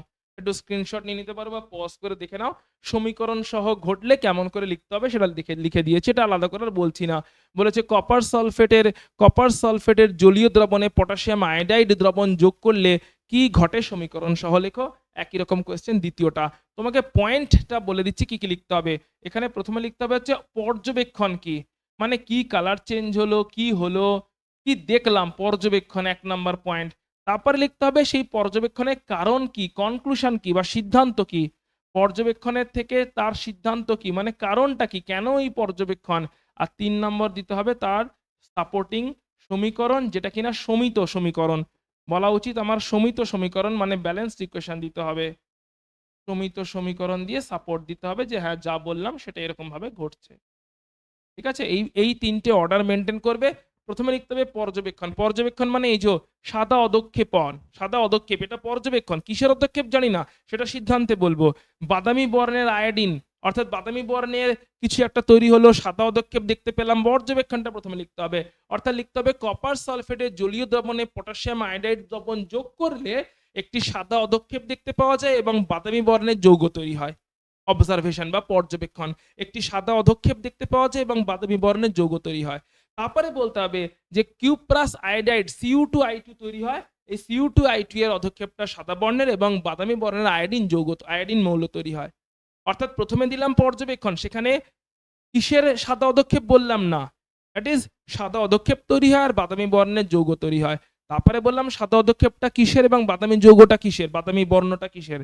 তারপরে লাস্ট ইকুয়েশন দিয়ে দিলাম। এই ফরম্যাটে কিন্তু আনসারগুলো করো। আচ্ছা, জলীয় দ্রবণে, জলীয় দ্রবণে আছে ২ নম্বরটাও একই রকম। রাসায়নিক সমীকরণ দাও, লিখে দিয়েছি কেমন করে। একই রকম থাকবে তোমার, যে পর্যবেক্ষণ কি হলো, যে কি ঘটে, তারপরে হচ্ছে তার কারণ কি, সিদ্ধান্ত, এবং লাস্টে হচ্ছে তার সমিত সমীকরণ। একের কোয়েশ্চেনটা কি বলছে, জলীয় দ্রবণে Cu+ আয়ন সুস্থিত নয় কেন ব্যাখ্যা করো। কারণ কেমন করে হবে, জলীয় দ্রবণে Cu+ থেকে Cu2+ তৈরি হয়ে যায়, কারণটা কি, কারণ হাইড্রেশন এনথালপির মান Cu2+ এর বেশি। ঠিক আছে, আমরা দেখো একটু আগে পড়েছিলাম কি, আমরা একটু আগে পড়েছিলাম হচ্ছে phi proportional to hydration enthalpy, তাই না? phi proportional to hydration enthalpy। আবার আমরা পড়েছিলাম phi is equal to, phi টা ছিল আয়নিক পোটেনশিয়াল, সেটা is equal to cationic charge by ক্যাটায়নটার রেডিয়াস, ক্যাটায়নিক রেডিয়াস, রাইট? তাহলে চার্জ কার বেশি, Cu2+ এর চার্জ বেশি Cu+ এর থেকে, চার্জ বা আধান, তাই না?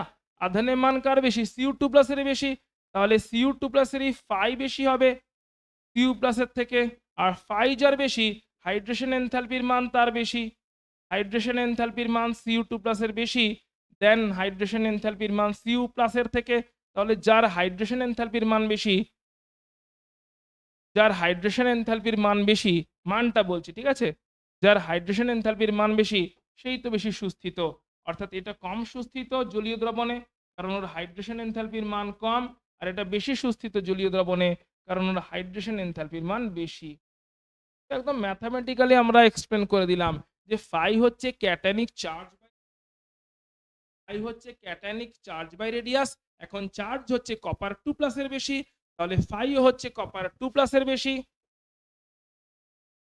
তার মানে হাইড্রেশন এনথালপির মানও কপার 2+ এর বেশি কপার প্লাসের থেকে, কারণ ফাই হচ্ছে হাইড্রেশন এনথালপির সঙ্গে প্রপোর্শনাল। তাই যার ফাই বেশি, আয়নিক পোটেনশিয়াল বেশি, তারই হচ্ছে হাইড্রেশন এনথালপির মান বেশি। তাহলে কপার 2+ এর হাইড্রেশন এনথালপির মান বেশি। এবারে যার হাইড্রেশন এনথালপির মান বেশি সেই তো সুস্থিত হবে, অন্যজন তো কম হবে। বেসিক্যালি এখানে একটা রিয়াকশনও হয়ে যায়, ডিসপ্রপোর্শনেশন, যেখানে কপার প্লাস যদি জলীয় দ্রবণে থেকেও থাকে, তারা কপার 2+ আর কপারে ডিসপ্রপোর্শনেশন হয়ে যায়, ডিসপ্রপোর্শনেশন বিক্রিয়া হয়ে যায়, প্রপোর্শনেশন, রাইট? যেখানে +1 থেকে +2 তৈরি হয়, +1 থেকে 0 তৈরি হয়, +1 থেকে +2 চার্জ তৈরি হয়, আবার +1 থেকে 0 চার্জের কপার মৌলও তৈরি হয়ে যায়। ডিসপ্রপোর্শনেশনটা হয়ে যায় কারণ +1টা সুস্থিত নয়, +2টাই বেশি সুস্থিত। কেন সুস্থিত দেখতে পেলাম, তাই +2টা বেশি সুস্থিত হওয়ার জন্য +1 +2 তে কনভার্ট হয়ে যায় এইভাবে। ক্লিয়ার? তাহলে কেমন করে, আশা করি বুঝতে পারছো, আমাদের রিঅ্যাকশনকে ফিগার আউট করতে হবে। চলো পরেরটা কি বলছে দেখি। বলছে Na2FeO4 এ অযুগ্ম ইলেকট্রনের সংখ্যা লেখো। Na2FeO4 এ তাহলে আমরা আগে দেখে নিই Fe এর জারণ স্তর কি। Na2FeO4, তাহলে আয়রনকে ধরলাম X, অক্সিজেন -2, সোডিয়াম +1, তাহলে ইকুয়েশন বানাচ্ছি। +1 সোডিয়াম আছে 2টো, প্লাস X আছে একটা, প্লাস -2 অক্সিজেন আছে 4টে, equal to overall molecular charge হচ্ছে 0। -2 অক্সিজেন আছে 4টে, equal to overall molecular charge হচ্ছে 0। এখান থেকে X বের করো, X বের হচ্ছে +6, তার মানে Fe হচ্ছে আমাদের 3d6 4s2। তাহলে Fe+6 কত হবে, 3d2 4s0, 6টা ইলেকট্রন বেরিয়ে গেছে, 3d2 4s0। ক্লিয়ার? তাহলে অযুগ্ম কটায়, এই 3d2 4s0 তো দুটোই অযুগ্ম না, এই তো 3d2, 3d2 একটা দুটো মানে অযুগ্ম ইলেকট্রন সংখ্যা ইজ ইকুয়াল টু 2 আনসার বেরিয়ে গেল। ক্লিয়ার? কোথাও কোনো স্টেটমেন্টের জায়গায় নেই, পুরো জাস্ট কনফিগারেশন দিয়ে আনসার বেরিয়ে গেল যে এটাতে আমরা প্রথমে জারণ স্তর বের করলাম, জারণ স্তরকে এক্স ধরলাম, জারণ স্তর বের করলাম, জারণ স্তর বেরোলো +6, এটা বেরোলো জারণ স্তর, আয়রনের জারণ স্তর। তো জারণ স্তর যদি +6 হয় তাহলে Fe আছে 3d6 4s2, তাহলে Fe থেকে 6টা ইলেকট্রন বেরিয়ে গেলে হবে 3d2, মানে এখানে অযুগ্ম ইলেকট্রন আছে। তো সেটাই জানতে চেয়েছিল, বের করে দিলাম। পরেরটা কি বলছে দেখো, বলছে নায়োবিয়াম এবং ট্যান্টালামের যৌগগুলির মধ্যে রাসায়নিক সদৃশ্যের কারণ লেখো। তো আমরা শুধু নায়োবিয়াম ট্যান্টালাম না, আমরা সঙ্গে জার্কোনিয়াম এবং হ্যাফনিয়ামকেও দেখে নেব। কারণ নায়োবিয়াম ট্যান্টালাম জার্কোনিয়াম হ্যাফনাম এদের এদের হচ্ছে তোমার রাসায়নিক ধর্মগুলো একই রকম হয়, তার কারণ হচ্ছে এদের ব্যাসার্ধ একই রকম হয়। সো এদের ব্যাসার্ধ কেন একই রকম হবে, এই আনসার লিখবো যখন আমরা পুরো পিরিয়ডিক টেবিলকে ড্র করব। দেখো পিরিয়ড টেবিলের হেল্প নিয়ে আনসারটা লিখবো, তাই আনসারটা আমরা এখানেও ফ্রেম করতে পারি, কোনো অসুবিধা নেই। দেখো আমরা এই পার্টে ফ্রেম করার চেষ্টা করছি। তো আমরা দেখো উপরে গ্রুপ সংখ্যা লিখে নিচ্ছি, গ্রুপ লিখছি আমরা থার্ড গ্রুপ থেকে। তো এখানে আছে third group, fourth group, fifth group. একদম আগে গ্রুপটা দিয়ে দিচ্ছি, তারপরে আমরা এক্সপ্লেনেশনে যাব। আর পিরিয়ড নিচ্ছি হচ্ছে এখানে fourth period, fifth period, six period. ঠিক আছে? আচ্ছা, এইখানে আছে হচ্ছে ফোর্থ পিরিয়ড থার্ড গ্রুপ, এখান থেকে শুরু হচ্ছে ডি ব্লকটা, বেসিক্যালি স্ক্যান্ডিয়াম। তারপরে আছে এখানে হচ্ছে ইট্রিয়াম, এখানে আছে ল্যান্থানাম, রাইট? আচ্ছা, আচ্ছা একটু এদিক করে লিখি তাহলে বোঝাতে সুবিধা হবে, ওদিকের জায়গা পেয়ে যাব। তো এখানে আছে থার্ড গ্রুপ, এখানে আছে ফোর্থ গ্রুপ, এখানে আছে ফিফথ গ্রুপ। তো স্ক্যান্ডিয়াম, ইট্রিয়াম, ল্যান্থানাম, খুব ভালো কথা। আচ্ছা তারপরে আচ্ছা ফোরটাকে একটু পাশে লিখি, তাহলে এখানে জায়গা পাবো, ল্যান্থানের সংকোচনটা বলতে হবে। আচ্ছা স্ক্যান্ডিয়ামের পরে এখানে হচ্ছে স্ক্যান্ডিয়াম টাইটেনিয়াম, এখানে হচ্ছে ভ্যানাডিয়াম, এখানে হচ্ছে তোমার বেসিক্যালি টাইটেনিয়াম জার্কোনিয়াম, এখানে হচ্ছে হ্যাফনিয়াম, এখানে হচ্ছে ভ্যানাডিয়াম, নায়োবিয়াম, ট্যান্টালাম। আমাদেরকে এখন এই পেয়ার নিয়ে কোয়েশ্চেন করেছে, আমাদের কোয়েশ্চেনটা এই পেয়ারকে নিয়েও করতে পারতো। ঠিক আছে? এই পেয়ার নিয়ে কোয়েশ্চেন করেছে, এটা নিয়েও করতে পারতো যে এদের রাসায়নিক সদৃশ্যতার কারণ কি। সো আমরা দেখো ভালো করে দেখে নাও, আগে লিখে নাও এখানে, তারপর আমরা এক্সপ্লেনেশনে যাবো। আগে চার্ট দিয়ে দেবে পুরোপুরি। এইখান থেকে এইখানে যেতে গিয়ে কিন্তু ল্যান্থানাইড গুলো বসে আছে, যেটা হচ্ছে সেরিয়াম থেকে লুটেশিয়াম, যেখানে কিন্তু 4f অরবিটাল ভর্তি, 4f 14, 4f অরবিটাল ভর্তি। আর 4f অরবিটাল ভর্তি থাকলে আমরা জানি এখানে ল্যান্থানের সংকোচন মানে f সংকোচন আছে, f সংকোচন আছে, রাইট? f সংকোচন হলে ব্যাসার্ধ কমেছে, f সংকোচন হলে ব্যাসার্ধ কিন্তু কমছে, ব্যাসার্ধ কিন্তু কমেছে। আচ্ছা এবারে এমনিতে ওপর থেকে নিচে যদি নামি আমরা, তাহলে শেল নাম্বার বাড়ে, শেল নাম্বার বাড়ে, এন হচ্ছে শেল নাম্বার, মানে আমি এখন এন দিয়ে লিখছি, তোমরা এক্সাম্পলে শেল নাম্বার বা কক্ষ সংখ্যা বলে লিখতে পারো। বা ঠিক আছে চলো কক্ষ সংখ্যা লিখে দিই, কক্ষ সংখ্যা বাড়ছে, কক্ষ সংখ্যা বাড়ছে, বাড়ছেটাকে এখন আমি অ্যারো দিয়ে লিখছি, তোমরা কিন্তু বৃদ্ধি পায় এরকম করে লিখে দিও, একদম পুরো চার্টের মাধ্যমে বোঝাবে কক্ষ সংখ্যা বাড়ছে, কক্ষ সংখ্যা বৃদ্ধি পাচ্ছে। আচ্ছা কক্ষ সংখ্যা যদি বৃদ্ধি পায় তাহলে অবশ্যই রেডিয়াস গুলো দূরে দূরে চলে যাচ্ছে, তার মানে রেডিয়াসও বাড়ছে, মানে ব্যাসার্ধ বাড়ছে, ব্যাসার্ধ বাড়ছে। তার মানে এখানে দেখো দুটো ফ্যাক্টর হচ্ছে, যখন নায়োবিয়াম থেকে ট্যান্টালামে আসছি তখন কক্ষ সংখ্যা বাড়ছে বলে ব্যাসার্ধ বাড়ছে, আবার এদিকে ল্যান্থানাইড সংকোচন হয়ে গেছে যেটাকে আমরা এফ সংকোচন বলছি, তার জন্য ব্যাসার্ধ কমছে। একটা ব্যাসার্ধ বাড়ছে ফ্যাক্টর, একটা ব্যাসার্ধ কমছে ফ্যাক্টর। তার মানে আসলে নায়োবিয়াম থেকে ট্যান্টালামে বা জার্কোনিয়াম থেকে হ্যাফনিয়ামে কি হচ্ছে, ব্যাসার্ধ একই রয়ে যাচ্ছে। এটা পরে এক্সপ্লেনেশনে দিয়ে দেবে, কি পয়েন্ট করে করে দেবে যে ওপর থেকে নিচে মানে ডাউন দ্য গ্রুপ বা শ্রেণী বরাবর কক্ষ সংখ্যা বাড়ে, তার জন্য ব্যাসার্ধ বাড়ে। এক্সপ্লেনেশনের পয়েন্টটা বলছি, শ্রেণী বরাবর কক্ষ সংখ্যা বাড়ে, সেই কারণে ব্যাসার্ধ বাড়ে। আবার ল্যান্থানের সংকোচনের কারণে 6 নাম্বার পিরিয়ডে বাদিক থেকে ডান দিকে যেতে থাকলে ব্যাসার্ধ কমতে থাকে, ব্যাসার্ধ কমতে থাকে। এই দুটোর সম্মিলিত এফেক্টে কি হয় যে নায়োবিয়াম থেকে ট্যান্টালাম বা জার্কোনিয়াম থেকে হ্যাফনিয়াম একদিকে ব্যাসার্ধ বাড়ছে, অন্যদিকে ব্যাসার্ধ কমছে, এবং সম্মিলিত এফেক্টে এদের ব্যাসার্ধ একই রকম রয়ে যাচ্ছে। ব্যাসার্ধ যদি সদৃশ হয়ে যায়, ব্যাসার্ধ যদি একই রকম হয়ে যায়, তাদের রাসায়নিক সক্রিয়তাও একই রকমের হয়। তাই ব্যাসার্ধ একই হয়ে যাচ্ছে ল্যান্থানের সংকোচনের কারণে, এবং সেই কারণে তাদের রাসায়নিক সদৃশতা একই রকম হচ্ছে। সেই কারণে প্রাকৃতিকভাবে খনিজের মধ্যে এদেরকে একই সাথে যৌগরূপে পাওয়া যাচ্ছে, অর্থাৎ যে খনিজের মধ্যে জার্কোনিয়ামকে পাওয়া যায় থাকে সেখানে হ্যাফনিয়ামকেও পাওয়া যায়, কারণ তারা একই রকমভাবে রাসায়নিক বিক্রিয়া করে উপস্থিত আছে, কারণ তাদের ব্যাসার্ধের সাদৃশ্যতা আছে। যে খনিজতে নাইবিয়ামকে পাওয়া যায় সেখানে ট্যান্টালামকেও পাওয়া যায়, কারণ তারা একই রকমভাবে খনিজের মধ্যে উপস্থিত আছে, রাসায়নিক সক্রিয়তা একই রকম তাদের, কারণ তাদের ব্যাসার্ধ একই রকম হয়ে গেছে। তো পুরোটা এক্সপ্লেনেশন দেওয়ার আগে এই চারটা দিয়ে এক্সপ্লেনেশন দিয়ে দেখো তো, এক্সাম হলে আগুন লেগে যাবে, মানে খাতাতে আগুন লেগে যাবে পুরো একদম। চলো পরেরটা বলছি। প্রদত্ত মৌলসমূহের পরমাণুগুলির মধ্যে কোন পরমাণু দুটির আকার একই রকম বিশিষ্ট? আরে এক্ষুনি তো করলাম, এক্ষুনি তো করলাম। জার্কোনিয়াম, হ্যাফনিয়াম এক্ষুনি অলরেডি করে ফেলেছি, আর করছি না। V2O5 অনুঘটক রূপে কাজ করে কেন? ওকে, তো V2O5 এ ভ্যানাডিয়াম কত স্তরে আছে আগে দেখে নি। V2O5 অক্সিজেন আছে -2, তাহলে ভ্যানাডিয়ামকে ধরলাম x, তাহলে 2x plus -2 into 5, 2x plus -2 into 5 is equal to 0, x বেরোচ্ছে হচ্ছে +5। ভ্যানাডিয়ামের কনফিগারেশন দেখি, ভ্যানাডিয়াম হচ্ছে না তোমার কি scandium titanium vanadium, that is 3d3 4s2, তাহলে ভ্যানাডিয়াম +5 এ যদি যায় তাহলে 3d0 4s0 সবাই বেরিয়ে গেছে, তার মানে এখানে অসম্পূর্ণ ডি অরবিটাল আছে, রাইট? অসম্পূর্ণ ডি অরবিটাল আছে, যে অরবিটালের মাধ্যমে অসম্পূর্ণ ডি অরবিটাল আছে বলেই এটা অনুঘটক রূপে কাজ করতে পারে, অনুঘটক রূপে কাজ করতে পারে, কারণ অসম্পূর্ণ ডি অরবিটাল যেখানে থাকে তারাই টেম্পোরারিলি কারো কোনো মানে তারাই রিঅ্যাকট্যান্ট গুলোর ইলেকট্রনকে গ্রহণ করতে পারে এবং তাদেরকে আবার বর্জন করে দিতে পারে, দিয়ে প্রোডাক্টে কনভার্ট করে দিতে পারে। রিঅ্যাকট্যান্টের ইলেকট্রনকে তারা তাদের অসম্পূর্ণ ডি অরবিটালে গ্রহণ করে এবং তারপরে আবার প্রয়োজন মতন সেটাকে বর্জন করে দিয়ে তাকে রিঅ্যাকট্যান্টকে প্রোডাক্টে কনভার্ট করে যায়, নিজে অপরিবর্তিত থেকে যায়।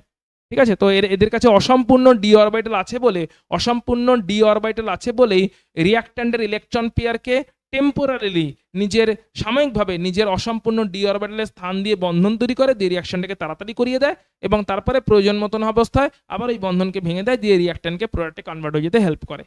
ক্লিয়ার? বেশ, এটা কি বলছে দেখো, সন্ধিগত মৌলগুলি পরিবর্তনশীল যোজ্যতা দেখায় কেন? এটাও ক্লাসে আমরা আনসার করেছিলাম। তো কেন পরিবর্তনশীল যোজ্যতা দেখায়, কারণ হচ্ছে বারবার বলেছি, চলো একবার দেখে নিই। সন্ধিগত মৌলের সাধারণ ইলেকট্রন বিন্যাস কি? সন্ধিগত মৌলের সাধারণ ইলেকট্রন বিন্যাস হচ্ছে তোমার n-1 d1 to 10 এবং ns 1 to 2, এই পুরোটা মিলেই যোজ্যতা কক্ষ, অর্থাৎ খালি nsটা নয়, n-1 dটাও যোজ্যতা কক্ষ। তার মানে ইলেকট্রনের যাতায়াত বা ইলেকট্রনের আদান প্রদান, ইলেকট্রনের আদান প্রদান n-1 d এবং ns উভয় অরবিটালেই হয়ে থাকে, উভয় অরবিটালেই ঘটে, তাই উভয়ই যোজ্যতা কক্ষ, অর্থাৎ এই দুজনেই, তাই এই দুজনেই হচ্ছে যোজ্যতা কক্ষ, কারণ ইলেকট্রনের আদান প্রদান ঘটছে, তাই না? এবার এই উভয়ই যদি যোজ্যতা কক্ষ হয় তাহলে ns থেকে ইলেকট্রন বেরিয়ে যাওয়ার পরে n-1 d থেকেও ইলেকট্রন বেরোতে পারবে, তাই না? কারণ দুজন থেকেই হতে পারে। এর মধ্যে দেখো ভালো করে দেখে নাও, এর মধ্যে nsটা হচ্ছে সর্ববহিস্থ, সর্ববহিস্থ কক্ষ, তাই এটা কিন্তু অবশ্যই এটা যোজ্যতা কক্ষ, এটা কিন্তু সর্ববহিস্থ নয়, কিন্তু এখানে ইলেকট্রনগুলো ঢুকছে না, এখানে ইলেকট্রনের প্রবেশ ঘটে, রাইট? ইলেকট্রনের প্রবেশটা কোথায় ঘটে? এইখানে n-1 d তে ঘটে। যদি ডি অরবিটাল হয়ে থাকে, মানে ডি সিরিজ হয়ে থাকে, 3d বলো 4d বলো, 3d 4d তে তো ns তো আগেই ভর্তি হয়ে যায়, তারপরে ডি তে ইলেকট্রন ঢুকছে, কিন্তু ডিটা কি সর্ববহিস্থ না, তাহলে nsটা হচ্ছে সর্ববহিস্থ, ns হচ্ছে সর্ববহিস্থ, ns সর্ববহিস্থ বলে ওটা হচ্ছে তোমার যোজ্যতা কক্ষ, কিন্তু n-1 d ও সর্ববহিস্থ নয়, কিন্তু ইলেকট্রন ওই আগেরটাতেই ঢোকা বেরোনো করছে, তাই ওটাও যোজ্যতা কক্ষের পার্ট। আর যোজ্যতা কক্ষের পার্টে যে সমস্ত অরবিটাল গুলো আছে সেগুলো থেকে ইলেকট্রনের আদান প্রদান চলতে থাকে, তাহলে কি কোনো ফিক্সড নাম্বার অফ ইলেকট্রনের আদান প্রদান চলবে? অবশ্যই নয়, ns এর দুটো ইলেকট্রনের আদান প্রদান চলবে, তারপরে আবার n-1 d থেকেও ইলেকট্রনের আদান প্রদান চলবে, তাই একে একে ভ্যারিয়েবল বা পরিবর্তনশীল যোজ্যতা এরা কিন্তু দেখতে পাবে। ক্লিয়ার? তাহলে আশা করছি তোমরা প্রবলেমগুলোকে কেমন করে সায়েন্টিফিক্যালি অ্যাপ্রোচ করতে হবে তোমাদের কাছে পুরোপুরিভাবে ক্লিয়ার হয়েছে। ডি ব্লক এফ ব্লকের এই পুরো ক্লাসটার মাধ্যমে আমরা কেবলমাত্র যে ইম্পর্টেন্ট কোয়েশ্চেন্সগুলো ডিসকাশন করলাম তা নয়, কোয়েশ্চেনের প্যাটার্ন ডিসকাশন করলাম তা নয়, আমরা একদম স্মার্ট ওয়েতে কম টাইমে এফেক্টিভ আনসার কেমন করে লিখতে হয় সেই টেকনিকটাও শিখলাম। অন্যান্য এর পরে যে সমস্ত চ্যাপ্টারগুলো নিয়ে আসবো, নিউমেরিক্যালের যে ক্লাসেসগুলো আসছে নিউমেরিক্যালের ক্লাসেসগুলো ফলো করো। তড়িৎ রসায়নের নিউমেরিক্যাল এসেছে এবং রাসায়নিক গতিবিদ্যার নিউমেরিক্যাল আসবে। সো নিউমেরিক্যালের ক্লাসেসগুলো ফলো করো, তার সঙ্গে এই কোয়েশ্চেন আনসার যেগুলো কিনা এক্সপ্লেনেশন, অর্গানিকের কোয়েশ্চেন আনসারও নিয়ে আসবো। এক্সপ্লেনেশন বেসড কোয়েশ্চেন্স কেমন করে লিখতে হবে, পয়েন্ট বানাতে হবে, কোথাও কিন্তু ইতিহাস লিখো না, লাইন লেখা লেখা বাক্যের পর বাক্য লেখা অ্যাকসেপ্টেবল নয়। তো ঠিকভাবে করো, আশা করছি এক্সাম খুব ভালো হবে অ্যান্ড আনসারকে প্রপারলি প্রেজেন্ট করে এসো। একদম দেখবে টিচার লাল কালি ছোঁয়াতে যেন না পারে, যেটুকু লিখবে একদম রক সলিড লেখা হওয়া চাই। ঠিক আছে, তো চলো তাহলে আজকের ক্লাস এখানে শেষ করছি। তোমার সঙ্গে এরকমই আরো একটা ধামাকা ক্লাসে দেখা হবে।